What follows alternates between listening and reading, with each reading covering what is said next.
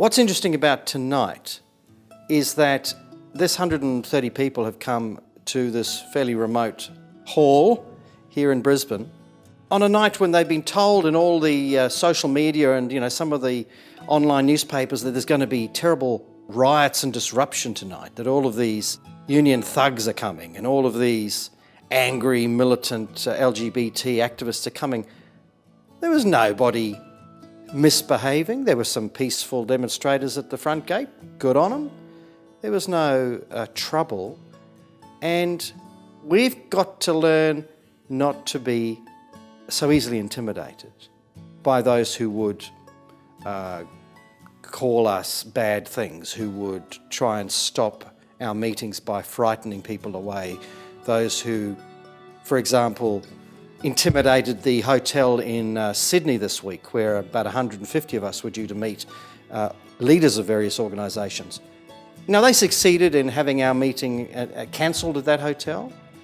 That was the power of their intimidation. I just think we've got to stand against this and say, we are proud citizens of a proud society. We do not accept the silencing of this great discussion. We do not accept uncivil behaviour that tries to frighten your fellow citizens into not meeting, or frighten your fellow citizens into not saying what they really believe. We're going to say no. And part of this book tour is going to be a gigantic defiance of those forces that would silence public discussion on matters of great importance. That is a value of this book launch at a time like this, quite independent of the substance of marriage. It is an exercise in asserting civil discussion in a free society. And I could really feel that animated in a meeting like we had tonight. So what I want out of the book is to give great encouragement to people who share my conviction, share the widely held conviction of the fundamental truth and importance of natural marriage and family, mother, father, child, as the fundamental and natural group unit of society, right?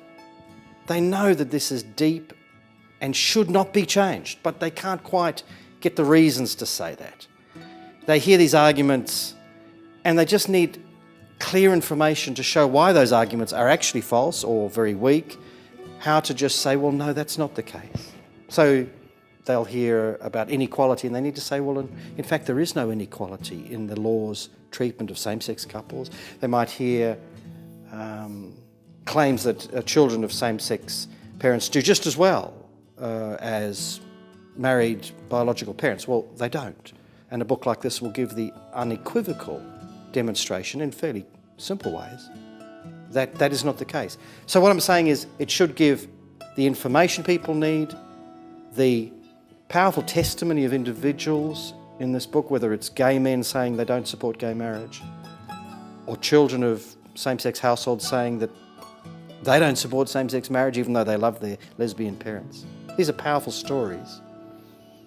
And I hope it will give a form of words and some clear conviction to people who share my beliefs and values and just want that word and phrase, that bit of information that says, yes, I can share that with my neighbours. Because this great plebiscite debate is going to be about reasonable people talking to other reasonable people, sincerely, respectfully, but with conviction that marriage can only be a man-woman thing, because only then can children have their mother, their father, as a birthright. And that we must not institute same-sex marriage, which makes it impossible for children to have that birthright. It's an issue of justice. It's an issue of injustice to the child.